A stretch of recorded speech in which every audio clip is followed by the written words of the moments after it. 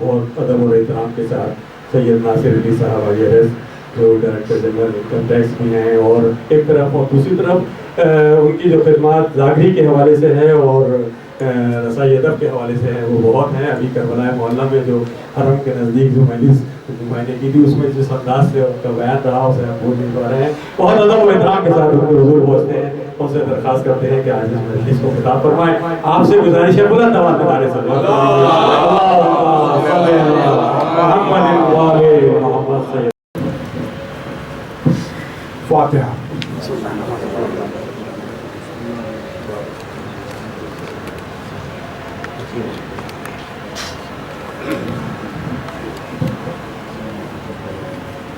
اعوذ باللہ من الشیطان اللعین الرجیم. بسم اللہ الرحمن الرحیم. الحمدللہ رب العالمین والصلاة والسلام علی سید الانبیاء والمرسلین وآلہ الطیبین الطاہرین المعصومین المنتجبین. اما بعد فقد قال اللہ تعالی هم فی کتابہ مبین. بسم اللہ الرحمن الرحیم. وقل جاء الحق وزهق الباطل ان الباطل کان زہوقا. بہت جلدی مجلس ہو چکی، گریہ ہو چکا.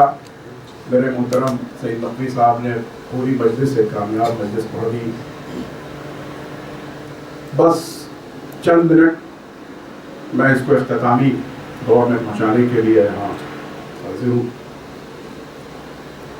اللہ اور میرا یہ جو قرآن کی آیت ہے وہ سید نقوی صاحب کے اس بیان پر کہ حق بہرحال اسے سکسس ہونا ہے اور اس کی سرفرازی ہی اس کی تقدیر ہے. یہ جو قرآن کی آیت ہے یہ سورہ الاسراء جو قرآن کی 17ویں سورہ اور اس کی 81 آیت، جس میں اللہ بہت واضح لفظوں میں، بہت سمپل طریقے سے، بہت آسان لہجے میں اپنے بندوں کو بتا رہا ہے، بلکہ تنبیہ کر رہا ہے، متنبہ کر رہا ہے، سمجھا رہا ہے کہ آخر حق اور باطل کے بیچ میں یہ جو ایک خط ہے وہ ہے کیا، حق کیا ہے اور باطل کیا ہے، حق کی قسمت کیا ہے اور باطل کی قسمت کیا ہے. وَقُلْ جَاءَ الْحَقَّ زَهَقَ الْبَاطِلَ. یہ اس آیہ کریمہ کا پہلا حصہ ہے جہاں اللہ حق اور باطل میں تمیز بتا رہا ہے کہ دیکھو جب کبھی بھی کہیں بھی باطل کے مقابلے میں حق آ گیا وَزَهَقَ الْبَاطِلَ تو پھر باطل کا کیا ہوگا؟ باطل پھر وینش ہو جائے گا، باطل کا خاتمہ ہو جائے گا، باطل کی ہار اس کا نصیب ہے. جب کہیں بھی باطل کے مقابلے میں جیسے ہی حق آیا ویسے ہی باطل فنا ہو جائے. تو اللہ نے بہت عام فہم لفظوں میں یہ بتا دیا کہ جب کبھی بھی مارکا آرائی ہوگی حق و باطل کے بیچ تو باطل کی پسپائی یقینی ہے، چاہے اس دور میں ہو، چاہے جو دور گزر گیا اس میں ہو، یا کبھی بھی آنے والے دور میں ہو. یہ کلیہ ہے جو پروردگار عالم نے بنا دیا ہے باطل کے بیچ.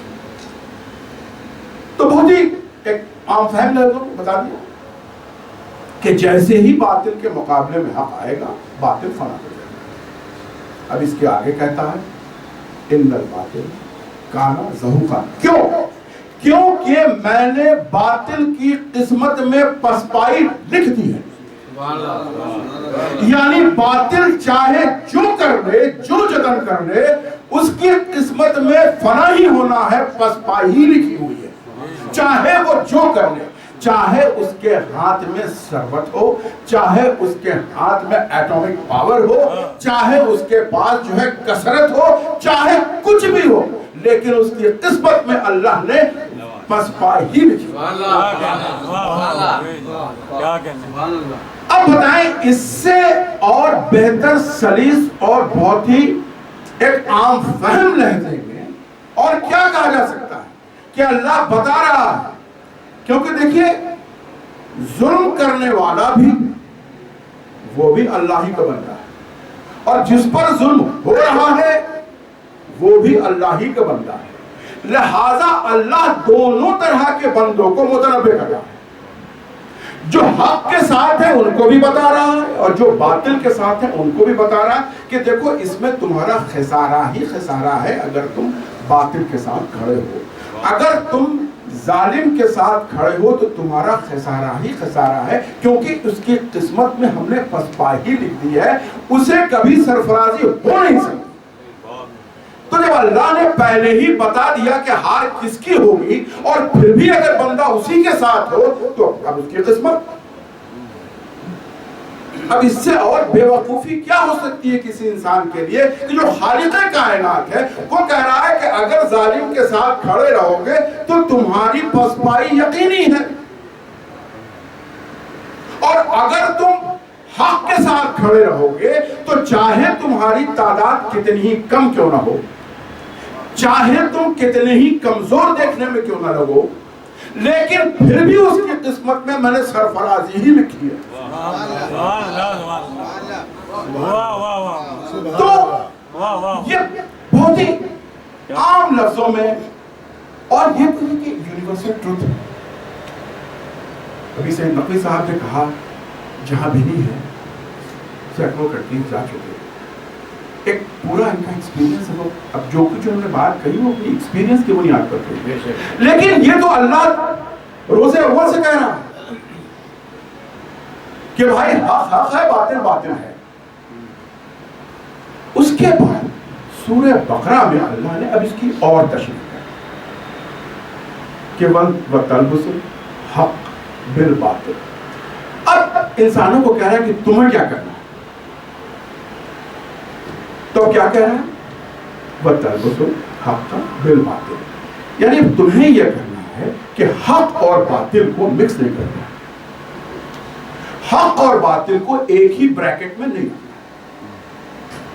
اب یہ قانون الہی ہو گیا بندوں کے لیے کہ کبھی بھی تم حق اور باطل کو ایک ہی بریکٹ میں نہ رکھو، کبھی بھی حق اور باطل کو ایک ہی طرح سے مکس اپ نہ کرو، کیونکہ حق اور باطل کے بیچ ایک خط ضروری ہے کہ حق کیا ہے اور باطل کیا ہے، لہذا کبھی بھی یہ ہو نہیں سکتا کہ ظلم کرنے والا بھی حق پر ہو اور ظالم بھی حق پر ہو اور مظلوم بھی حق پہ ہو، یہ ہو نہیں سکتا۔ لہذا کبھی بھی کسی دور میں یہ کلیہ ہے پروردگار عالم کا جو بندوں کو بتا رہا ہے کہ دیکھو ہم تم سے کیا چاہتے ہیں، اب یہ تو بتا دیا کہ حق و باطل کیا ہے، سرفرازی کس کی ہے، پسپائی کس کی ہے، وینش کس کو ہونا ہے، رہنا کس کو ہے۔ اب اس کے بعد آپ سے وہ کیا توقع کرتا ہے کہ اتنا تو کر لو کہ دیکھو تمہیں وجدان دے دیا، عقل دے دی، سوچ سمجھ دے دی، سب کچھ دے دی، اب میں یہ چاہتا ہوں کہ جب تم کو ہم نے بتا دیا حق اور باطل کے بیچ تمیز، تو اس کو مکس اپ نہ کرو، اس کو ایک ہی بریکٹ میں نہ رکھو، یہ بڑی ایک سمپل سی بات ہے۔ تو یہ تو ہو نہیں سکتا کہ جنگ میں علی بھی حق پر ہے اور معاویہ بھی حق پر ہے۔ جس دن تم نے علی اور معاویہ کو ایک ہی بریکٹ میں رکھ دیا، یہ قانونی احکام کی غداری ہے۔ جو احکام الہی ہے، جو قرآن کا حکم ہے، اس سے صریحاً یہ خلاف ورزی ہے۔ اور اگر یہ کلیہ ہے، جتنے 72-73 فرقے ہیں، کہ اگر قرآن کے ایک حرف سے بھی روگردانی ہے تو وہ اسلام کے دائرے سے باہر ہے۔ اور اللہ تو سورہ بقرہ اتنی بڑی سورہ ہے، کھل کے کہہ رہا ہے کہ دیکھو میں تم سے یہ چاہتا ہوں وَتَلْبِسُ الْحَقَّ وَالْبَاطِلَ، حق اور باطل کو ایک ساتھ مکس اپ نہیں کرنا۔ تو یہ تو ہو نہیں سکتا کہ حسین بھی رضی اللہ بن جائے اور یزید بھی رضی اللہ بن جائے،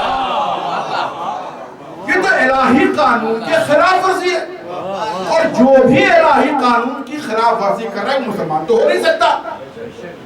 بھئی آپ پہلے اسلام کے دائرے سے باہر ہو جاؤ، قرآنی حکامات کو آپ ٹھکرا دو، اس کے بارے میں جو کہنا ہے کرو۔ تو بہت جلدی میں زیادہ وقت نہیں لوں گا کہ آلریڈی وقت زیادہ ہو چکا ہے، پھر بھی بات کو اپنی تکمیل تک پہنچا۔ اب اللہ جو کہہ رہا ہے کہ جیسے ہی باطل کے مقابلے میں حق آیا، باطل کو فنا ہوا اور حق کی سرفرازی ہوئی. اور یہ ہسٹری اپنی تمام جاہ و حشمت کے باوجود فرعون دریائے نیل میں غرق ہو گیا اور آج محض میوزیم کی زینت بن کے رہ گئی. موسویت آج بھی دنیا میں قائم ہے. نمرود اپنی ہی جلائی ہوئی آگ میں بھسم ہو کے رہ گئے اور خلیل آج بھی تقدیر کے باطل اپنے ہی اٹھائے ہوئے طوفان میں غرقاب ہو گیا اور نوح کی کشتی ساحل پر نکل گئی. یہ تو دنیا نے بھی دیکھا اور اس کے بعد کہ ہمارے دور میں بھی دیکھا. کون ایسا ظالم ہے جو بچ پائے اور کون ایسا ظالم ہے جس کو کوئی بقا ملی؟ کہاں گئے وہ محل، کہاں گئی وہ جاہ و حشمت، کہاں گئی وہ دور حکومت اور دولت، کہاں گئی؟ ابھی ہم لوگ کربلا مولا اور رجب اشرف اور کوفہ اور شام تو گھر نہیں گئے تھے، کوفہ لیکن پہلے گئے. جو لوگ ہیں یہ آٹومن امپائر اور یہ بنو امیہ، ان کے دور، بنو امیہ کے دور کے کہاں گئے وہ محل، کہاں ہیں وہ لوگ؟ کوفہ میں کہاں ہے وہ محل؟ جو بچا وہ صرف علی کا 2 روم کا گھر بچا اور اس کے ٹھیک پیچھے وہ محل جو ہے کھنڈرات بن گیا. کیونکہ تو قرآن کہہ رہا ہے، اللہ کہہ رہا ہے کہ یہ تو ہونا ہی ہے. یزید جو ایک وقت میں 2 تہائی گلوب کے حصے پر قابض تھے، one of the largest empire of its time تھا. افریقہ اور یورپ اور کہاں تک، اسپین تک، ہر جگہ پر ان کی حکومت تھی بنو امیہ. آج کون نام دینے والا ہے؟ اس کے مقابلے میں لاکھوں کی بات نہیں کرتا، ہزاروں کی تو فوج تھی نا. ہزاروں فوج کے مقابل میں کتنے لوگ تھے؟ 72 100. اگر گنج شہیدہ کو بھی دیکھ لیں تو 129، کچھ اور بڑھا لیں تو 150. کہاں گئے وہ ہزاروں کی تعداد میں وہ لوگ؟ کون ہے ان کا نام لیوا؟ اور ایک طرف یہ 72 جو دلوں پر آج بھی ان کا راج ہے. وجہ کیا؟ دیکھیے، میں تفصیلی گفتگو بھی کروں. امام حسین کے سامنے 2 راستے تھے. ایک تو راستہ یہ تھا کہ صاحب ذوالفقار ہے، ذوالفقار سے کام لیں اور اپنے جتنے جیالے ہیں ان کو بھی کہیں کہ تم بھی لڑو، اور اس کے بعد دنیاوی حیثیت سے سامنے والی فوج کو پسپا کر دیا جائے اور خود مسند خلافت پر بیٹھ جائے اور بتائیں کہ حق کیا ہے اور باطل کیا ہے. ایک تو راستہ یہ تھا.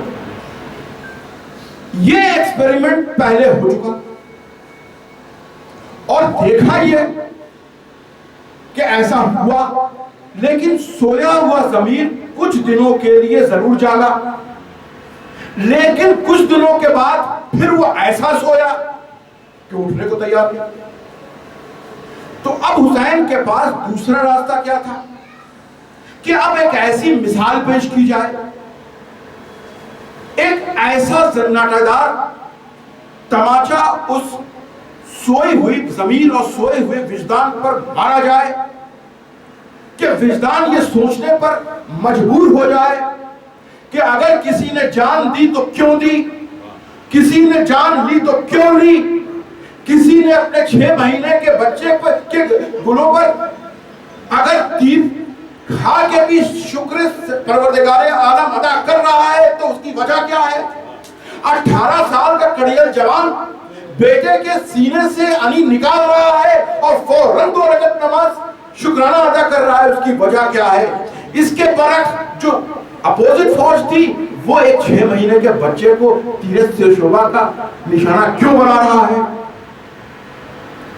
کیوں 18 سال کے نوجوان کو بچی ماری جا رہی ہے؟ کیوں عورتوں اور بچوں پر پانی بند کیا جا رہا ہے؟ یہ ایک سائیکولوجیکل وارفیئر تھا کہ اب ایک ایسے سانحے کی ضرورت تھی کہ جو کہ ٹائم ریپ میں نہیں ہوگا بلکہ اب وہ آبائی اور یونیورسل ہوگا، کہ اب اس کے بعد جب بھی جہاں کہیں بھی دنیا کے کسی خطے میں کہیں بھی ظلم ہو رہا ہو، ظالم کتنا ہی مضبوط کیوں نہ ہو لیکن مظلوم کے پاس کوئی ایک ایسی مثال تو ہو جس سے اسے حوصلہ مل سکے کہ اس اتنی بڑی فوج کے سامنے مجھے کیا کرنا ہے. یہ اس وقت حسنہ تھا امام حسین کا کہ امام حسین نے آخر یہ شہادت دی کیوں؟ صاحب ذوالفقار ہے، جب بھی ذوالفقار نکلی ہے فتح یابی ہوئی ہے، لیکن کیا وجہ ہے کہ ہر کو روکا جا رہا ہے؟ کیونکہ اب ایک ایسے مثال کی ضرورت ہے. اب ہر دور میں، ہر دور یزید میں اب حسین تو نہیں آئے گا، تو اب حسین کا وہ اسوہ آئے گا، اسوہ حسنہ آئے گا، وہ مثال آئے گا کہ اب کل اگر کبھی بھی کہیں بھی ظلم کے سامنے اور مظلوم کے سامنے ظالم آ جائے اور ظالم بہت مضبوط ہو، بہت طاقتور ہو، تو اب مظلوم کو کیا کرنا ہے؟ اب پہلو تہی نہیں کرنی ہے. اس کے پہلے کیا ہوتا تھا؟ عورتیں کہیں گی ہم تو عورت ہیں، ہم کیا کریں، ہمیں تو گھر میں بیٹھنا ہے. بچے کے لیے یہ جواز تھا کہ ہم تو بچے ہیں، ہم کیا کریں. بوڑھے ہیں کہ بھائی ہم کیا کریں گے. اب کربلا نے ان ساری مت کو توڑ دیا. اب جو اس مت کو توڑا تو اب 6 مہینے کا بچہ بھی یہ نہیں کہہ سکتا کہ مجھے کیا کہنا ہے. وہ تیر کھا کے مسکرا کے بتا رہا ہے کہ میری مسکراہٹ اس ظالم کے گالوں پر وہ زناٹہ دار تماچا ہے کہ اب 6 مہینے کا بچہ بھی حق کے ساتھ اپنا کام کرتا. اب 90 سال کا بوڑھا بھی یہ نہیں کہے گا کہ میں تو بوڑھا ہو گیا ہوں، ناتواں ہوں، کمزور ہوں، میں کیا کر سکتا ہوں. نہیں، جب حق و باطل کے بیچ جنگ ہوگی تو اس میں ہر آدمی شامل ہوگا. اب عورتیں یہ نہیں کہہ سکیں گی کہ مجھے تو گھر پہ بیٹھنا ہے. اب عورتوں کا کردار اب یہ کربلا ہے جہاں ہر طرح کا، جہاں 6 مہینے کا بچہ ہے، 9 سال کے، 13 سال، 16 سال، 22 سال، 32 سال. میں تو یہ دیکھتا ہوں کہ اس میں ہر دہائی میں، ہر ٹینس میں کوئی نہ کوئی ایک فرد ہے جو ریپرزینٹ کر رہا ہے 10ویں سال، 20ویں سال، 30ویں سال، 40ویں سال، یہاں تک کہ 100ویں سال تک، تاکہ کل کو کسی بھی ایج گروپ کا آدمی یہ نہ کہہ سکے کہ صاحب میرے اوپر کوئی ذمہ داری عائد نہیں ہے. اب یہ یونیورسل ایک پیغام تھا جس کی بنیاد پر امام حسین اب یہ جنگ لڑ رہے ہیں. جنگ لڑ نہیں رہے ہیں بلکہ ایک نظیر پیش کر رہے ہیں. اور پھر کیا ہوا؟ اب بھائی یہ قرآن ہے. دیکھیے بظاہر باطل یہ سمجھ رہا ہے کہ میں نے تو گلا کاٹ لیا. باطل یہ سمجھ رہا ہے کہ ان جو رسول کے گھرانے کے بچے ہیں ان پر گھوڑے گوا دیے گئے. رسول کے گھرانے کی عورتوں کو بے عزت کرنے کے لیے ان کی سروں کی چادریں چھین لی گئی. تو وہ بظاہر یہ سمجھ رہا ہے کہ میں کامیاب، لیکن قرآن کہہ رہا ہے کہ تمہیں پڑا ہوگا. بچے گا وہی جس کا گلا کٹ گیا، بچے گا وہی جس کا سینہ چھن گیا، بچے گا وہی جس کا گلا چھن گیا، بچے گا وہی جس کی سروں کی چادریں آپ نے چھین لی. اور یہی ہوا اور یہی ہوتا رہے گا، ہر دور میں ہوتا رہے گا، کیونکہ قرآن کا یہ وعدہ ہے کہ ظالم ہمیشہ پسپا ہوگا، جتنا ہی مضبوط کیوں نہ ہو اس کے پسپا ہی ہونی ہے. اور یہی ہوا. کیا ہوا؟ کربلا کو کس طرح سے مسمار کرنے کی کوشش کی گئی. 17 بار ریکارڈڈ ہسٹری میں کربلا کو مسمار کیا گیا. 1-2 بار 17 بار. قرآن میں حکم کے باوجود ظالم باز نہیں آ رہا ہے، لیکن اللہ بھی باز نہیں آ رہا ہے. किस तरह से अल्लाह ने कैसा बदला दिया। अगर आप करबला की हिस्ट्री को पढ़ें अपने बड़े बच्चों के लिए कि जिस तरह से 17 बार करबला को मिसमार किया गया, अल्लाह ने कैसा इंतकाम लिया कि जिसने मिसमार किया अल्लाह ने उसी के बेटे के जरिए उसकी मेवारी की। 4 बार मुहम्मद अब्बासी ने करबला को तोड़ा, चौथी बार उसने क्या किया, नहर चढ़वा दिया। एक पेड़ हुआ करता था वहां जिससे पता चलता था कि कहां पे, उस पेड़ को भी कटवा दिया और नहर का अब तो नहीं आएगा। अब अल्लाह का क्या बोलना था, उसकी अपनी औलाद मुंतशिर अब्बासी ने मुअतमिर अब्बासी को कत्ल किया और उसी ने जाकर करबला की फिर से करबला का एक भव्य, जिसको हिंदी में कहते हैं, एक रोजा बताया। तो अल्लाह का इंतकाम ये था, बाप ने तोड़ा है, बेटे से बदला। ये कहानी आगे बढ़ती है। हारून रशीद बड़ा मुतबर नाम है कुछ लोगों के, उसने भी करबला को मिसमार किया, लेकिन मामून रशीद ने तोड़ा, हारून रशीद ने बनवाया, फिर उसके बेटे। अल्लाह ये इंतकाम लेता है कि तुम्हारे ही खून से मैं बनवाऊंगा, तुमने तोड़ा है, तुम्हारे ही बेटे से करबला का। जिस यजीद ने ये सारा सालिहा किया, क्या हुआ, उसके बेटे से लानत मलामत करके उस तख्त को ठुकरवा दिया। ये कुदरत का इंतकाम, ये कुदरत का इंतकाम। तो जमील मजहरी का हमें 2-3 मिसरे याद है कि जब करबला हो गई और उसके बाद हर तरफ अफरा तफरी, बस एक खबर है, 1-8 साल के बाद जो है वो लोग आने शुरू हुए। तो जमील मजहरी इसको कहते हैं कि तेरी गुर्बत तेरी अल्लाह से देखी न गई, उसने कौम बनाई तेरे मातम के लिए, कौम वो कौम जो जीती है तेरे गम के लिए, आहले सुल्तान के लिए गिर गए पैहम के लिए, फाजिले तीने शहीदा से है हस्ती जिसकी और अश्क सज्जाद से पूरी गई मिट्टी जिसकी। तो किसे पता था कि एक दौर जहां कोई हुसैन के कब्र पर कोई चिराग जलाने वाला था, आज ये मिलियंस एंड मिलियंस।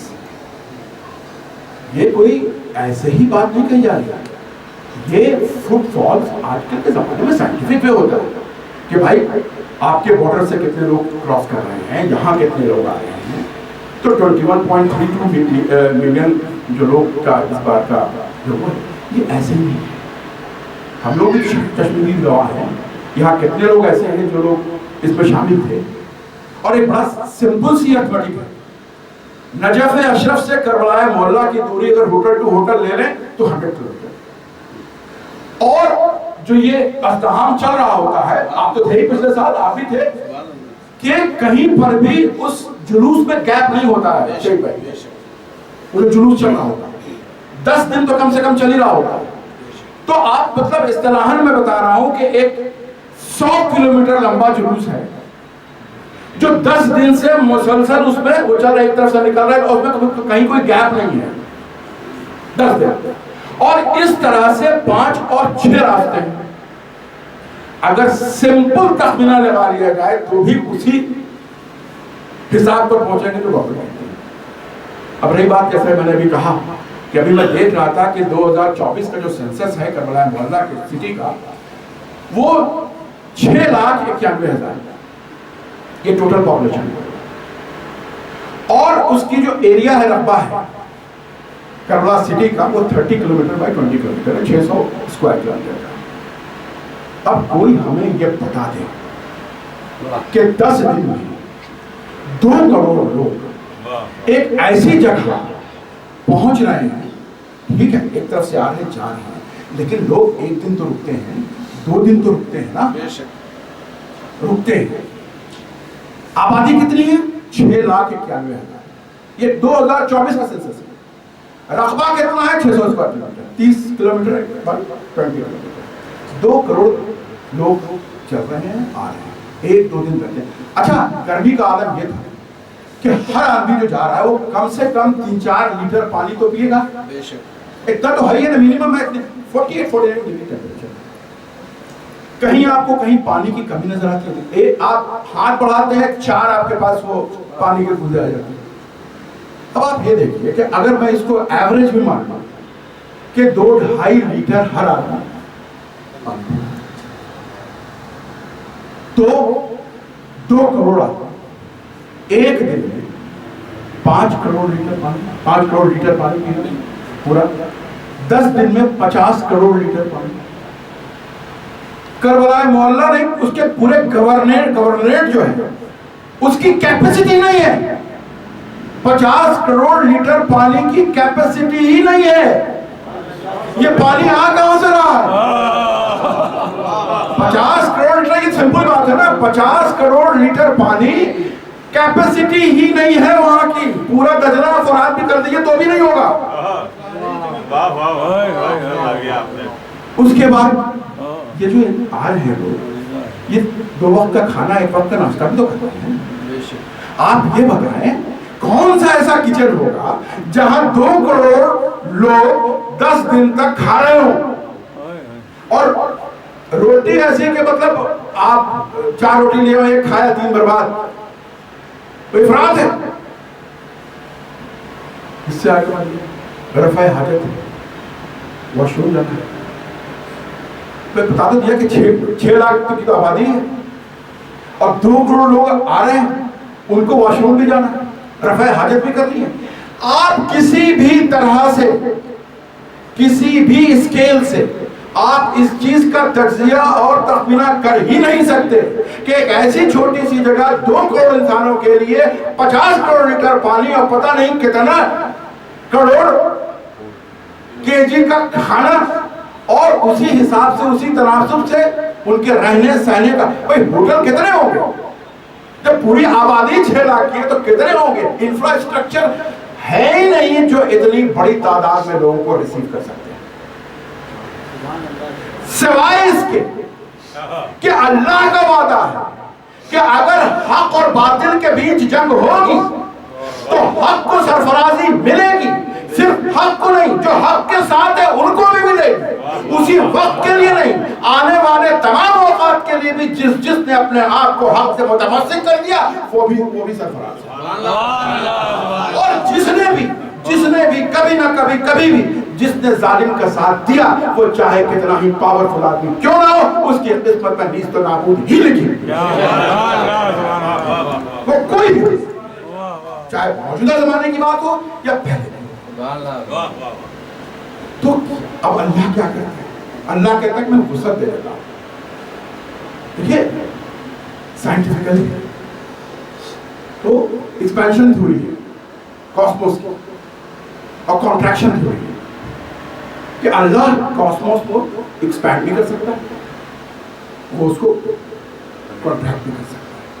تو جو اللہ ایک کل کے ذریعے پوری کائنات بنا سکتا ہے، کیا وہ ایک چھوٹے سے خطے میں اتنی وسعت پیدا نہیں کر سکتا جہاں کہ آبادی 6 لاکھ کی ہو لیکن 10 دن کے لیے وہاں 2 کروڑ آدمی سما سکتے ہیں؟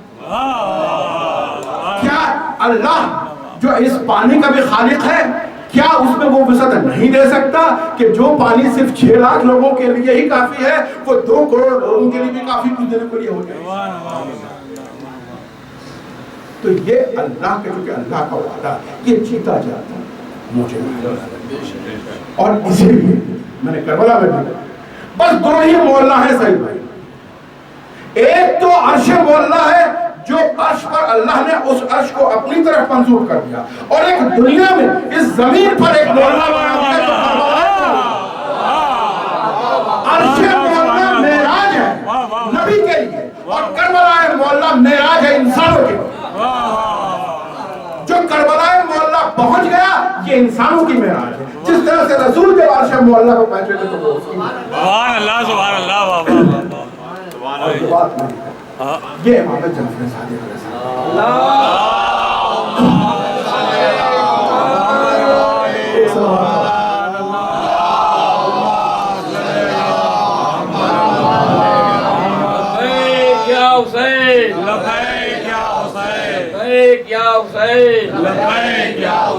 لبیک یا حسین، لبیک یا نعرہ اسلام۔ بس کربلا معلیٰ پہنچنے کے لیے صرف ایک چیز کی ضرورت ہے، اور وہ ہے عشق کی معراج۔ عشق کو اپنے اس مقام پہ لے جائیں جہاں پر دیکھیں کربلا ایسے نہیں ہے، یہ ہم نے اپنے ذاکرین سے اور اپنے خطبہ سے سن رکھا ہے، اور ایسے ہی نہیں سن رکھا ہے، یہ امام زمانہ کی ہے کہ جب کربلا معلیٰ پہنچتے ہیں تو دہلیز پر امام حسین حضرت عباس اور اکبر کی نکل آتے ہیں۔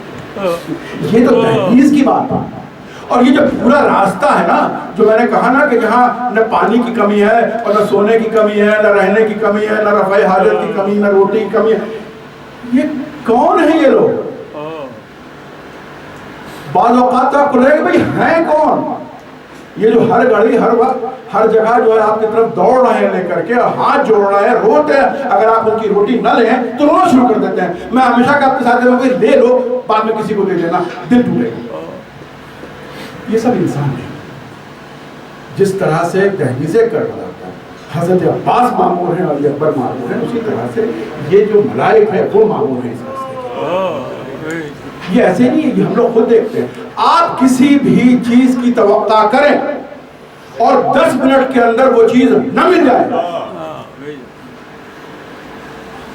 دیکھیے ہمارے انجم بھائی پہلی نہیں، ان کی تو ہم سے پہلے سے جا رہے ہیں، ایک صبح راستے جیسے ہم لوگ کیمپ سے اٹھے، اب ان کی جو ہے ان کی توقعات بھی بڑی عجیب سی ہوتی ہے، تو انہوں نے ہم سے کہا کہ یہاں اگر کلیجی اور پراٹھا مل جاتا، اب بتائیے عرب ممکن اس حالات میں ان کو سمجھی کلیجی اور پراٹھے، تو انہوں نے کہا کہ آپ کہاں ہیں ابھی اور کہاں کریں، اور یقین مانیے 10 قدم یہ آگے نہ بڑھے ہوں گے کہ ایک عورت جو ہے وہ ہاتھ میں لیے ہوئے کلیجی اور پراٹھے، تو مجھے رونا اس بات کا آتا ہے کہ ہر نخرے بھی اٹھائے جاتے ہیں، یہ نخرے ہی ہیں، لیکن اگر نخرے ہیں تو وہ نخرے بھی راستے میں اٹھائے جاتے ہیں، کیونکہ یہ عشق کی معراج ہے۔ کربلا ہو یا نجف ہو، مانگنے کا کیا سوال، عشق کی ایک دوڑ ہے، درویش کا پھیرا نہیں۔ جن مذہبی تب دیکھیے، اسی لیے یہ جو کربلا ہے، اللہ ناز نہ کرے تو کیا کرے، صحیح بات یہ ہے کہ اللہ ناز نہ کرے تو اس کو کیا کرے، سب کچھ لٹا دیا، سب کچھ لٹا دیا۔ مطلب عصر عاشور 61 ہجری 10 محرم جب حسین اپنے سجدہ آخر میں ہے تو حسین کے پاس اب فردر کچھ دینے کے لیے بچا نہیں ہے، سب کچھ اللہ کی راہ میں لٹا دیا ہے۔ اور پھر دشمن جو کہ اب دیکھیں کہ حسین سجدے کے عالم میں کہہ کیا ہے، وہ اپنے طرح سے سوچ رہا تھا کہ بد دعا تو نہیں کر رہے ہیں، ان سب کچھ اللہ ان پر ناز نہ کرے تو کیا کرے، ان سب کچھ لٹانے کے بعد حسین کیا دعا کر رہے ہیں، پروردگار عالم اس نے کیا کھویا جس نے تجھے پایا، اس نے کیا پایا جس نے تجھے کھویا۔ یہ بندگی کی انتہا ہے۔ اب بندگی کی معراج اس سے زیادہ بڑی معراج اور بندگی کی ہو کیا سکتی ہے؟ اللہ ان پر ناز نہ کرے تو کیا کرے۔ لیکن ان سب چیزوں کے باوجود ایک کرب ہے، کرب والا کرب بنا کبھی تو نہ، امتحان تھا، امتحان ہے، امتحان رہے گا۔ حسین نے امتحان دیا۔ میں نے کئی بار کہا، خلیل جب جا رہے تھے منجنیق کے ذریعے نار میں، جلتی ہوئی آگ میں، اس وقت اللہ نے جبرائیل کو بھیجا ہے۔ قرآن ہے، پوچھ رہے ہیں کہ مجھے اللہ نے بھیجا ہے، کیا مدد چاہیے؟ تو جناب ابراہیم نے کہا مدد تو چاہیے، لیکن جس سے چاہیے اس کو بتا۔ اس کے مطلب ہے کہ مدد تو چاہیے تھی، دعا انہوں نے کی ہوگی، کیونکہ نتیجہ سامنے ہے کہ آگ گلزار بن گئی۔ کچھ ایسا ہی سما عصر عاشور، پھر جبرائیل آیا اور حسین، اب یہ میں موازنہ نہیں کر رہا ہوں، یہ بندگی کی ایک انتہا ہے کہ وارث خلیل بھی تو ہے نا حسین. جبرائیل اب حسین سے پوچھا، حسین اللہ نے پوچھا ہے کوئی مدد چاہیے. اس وقت حسین کیا کہہ رہا ہے؟ دیکھیں خلیل نے کہا مدد چاہیے لیکن جس سے چاہیے اسے پتا ہے. حسین کیا کہہ رہے ہیں؟ وارث خلیل ہیں. حسین کہہ رہے ہیں ہٹ جاؤ جبرائیل، یہ وقت امتحان ہے. یہ امتحان ہے. اب امتحان میں کسی مدد کی ضرورت نہیں ہے، امتحان میں کسی ریگنگ کی ضرورت نہیں ہے. اب امتحان ہے تو اب تو معبود کے بیچ ہے. اور اب جو ہے اس کی سکسیس یہی ہے کہ امتحان کو امتحان کی طرح کیا جائے، اور امتحان دیا حسین نے. لیکن میں اب میں اسی کو میں آگے بڑھاتا ہوں کہ باطل یہ سمجھتا رہا کہ حق کو ہرا دیا گیا، باطل یہ سمجھتا رہا کہ حق کو زنجیروں میں جکڑ دیا گیا، لیکن یہ زنجیریں ٹوٹی اور حق پھر آزاد ہوا. باطل نے یہ سوچا تھا کہ حق کی اتنی بےعزتی کر دی جائے کہ یہ سب اٹھا کے نہ چل سکے، سر کی چادریں چھین. لیکن اللہ کا بدلہ بھی وہ صحیح ہے. اللہ نے یہ بدلہ دیا. جن ہاتھوں نے بیڑیاں پہنائی تھی انہی ہاتھوں نے بیڑیاں اتاری.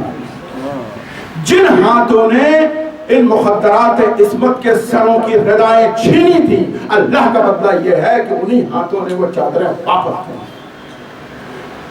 انہی ظالم کے پروردہ نے جنہوں نے قید کیا تھا انہوں نے قید سے آزادی ملی ہے. یہ اللہ کا بدلہ تھا، کیونکہ اب باطل کے بھی ہاتھ میں کچھ نہیں تھا، اب اس کے بھی ہاتھ میں کچھ نہیں تھے. جیسے حسین کے پاس لٹانے کے لیے اثر عاشور کچھ نہیں تھا، اسی طرح سے جب یہ مخدرات عصمت کو رہا کیا گیا ہے، اب ظالم کے پاس بھی کوئی حربہ باقی نہیں رہ گیا تھا کہ اب کیا کریں. سب کچھ تو کر کے دیکھ لیا، اب سوائے اس کے کہ اب باطل کو رہا کر دیا جائے. کیونکہ قانون الہی یہی ہے اور قرآن کی تفسیر یہی ہے کہ باطل چاہے جو کر لے اس کی پسپائی ہوگی، اور حق چاہے جتنا ہی دیکھنے میں کمزور نہ لگے اس کی سربراہی اور سرفرازی رہے گی. لہذا حق کو رہائی ملی، اور یہ حق جب رہا ہو کر کے اب جیسے میں نے کہا کہ وہی ہاں جنہوں نے ان کے سروں سے ردائیں چھینی تھی اب وہ ردائیں واپس آنے لگی، سب کو اپنی اپنی ردائیں ملی. اب ایک موقع آیا کہ جب ایک چھوٹی سی ردا اب جو یہ چھوٹی سی ردا آئی، سارے مخدرات عصمت امام سید سجاد سب کھڑے ہو گئے اور اس چھوٹی سی ردا کو ہاتھ میں لیا، جناب زینب کے حوالے کیا. اب جناب زینب وہ ردا لے کے قید خانے میں آئی، ایک نرمی سی قدر پر وہ ردا ڈال دی. بیٹی اب یہ ردا واپس مل گئی ہے، اب ہم واپس جا رہے ہیں. زینب کو کچھ یاد آیا، زینب کو یاد آیا اس بچی نے کہا تھا تمہیں اما جب قید سے رہا ہو کہ آپ جائیں اور کربلا ہوتی ہوئی جائیں، بابا سے نہ بولیے گا کچھ لیکن چچا عباس سے میری شکایت کریے گا. اور یہ قافلہ جب کربلا پہنچا ہے اور یہ مخدرات عصمت جو یہاں سے چلے تھے تو بے مقلا چادر تھے، نہ محمل تھی نہ ہماری تھی، لیکن جب آج لوٹ کے آئے ہیں تو محمل بھی ہے ہماری بھی ہے، پردے کا بھی انتظام ہے. اور یہ قافلہ جب حسین کی قبر پہ آیا سب کو کہا جانے دیکھو یہاں شکایت نہ کرنا، میرا بھیا بہت مظلوم ہے. اور بس ایک بار زینب نے حسین کی قبر پر کھڑے ہو کے کہا بھیا مجھے بس ایک شرمندگی ہے، تیری امانت میں واپس نہ لا سکی. اس کے بعد اب یہ سارا قافلہ حضرت عباس کی قبر پہ بس ایک بار کہ یہ قبر بہت چھوٹی تھی اور جناب زینب نے سید سجاد سے کہا بیٹا میرا بھیا تو کافی دراز قد کا تھا، یہ قبر چھوٹی کیوں ہے؟ ارے سید سجاد نے کہا پھوپھی اماں، ارے جب میں یہاں آیا میرا چچا ٹکڑوں میں ملا، میں نے گٹھڑیوں میں باندھ کے اس کو ایک چھوٹی سی قبر میں ڈال دی. اب یہاں अब यहाँ पर क्या हुआ, जनाब ज़ैनब ने वो छोटी सी रज़ा जो सकीना की थी वो कब्र पे डाल दी। कब्र में तलातुम है, लेकिन चूंकि सकीना ने कहा था मेरी शिकायत चचा से जरूर करिएगा, सारी औरतों ने अपने हाथ को कब्र अब्बास पर गिरा दिया और जनाब सकीना की वो शिकायत चचा के बाद वो जो बुंदे वो ले लिए गए, मेरे गालों पे तमाचे मारे गए और मुझे अकेले ही खुले ऊंट पर बांध के ले जाया गया, मुझे बहुत परेशान किया गया।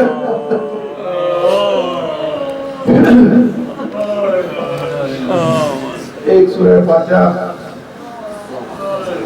मरहूम सैयद अली अनवार इब्न सैयद हुसैन अहमद और सैयदा उम्मे हबीब अबू हबीबा बिन्ते सैयद मोहम्मद ताइब और जितने लोग यहाँ हैं उनके आबा व अजदाद जो मरहूम हो चुके हैं उनकी सारे सलात।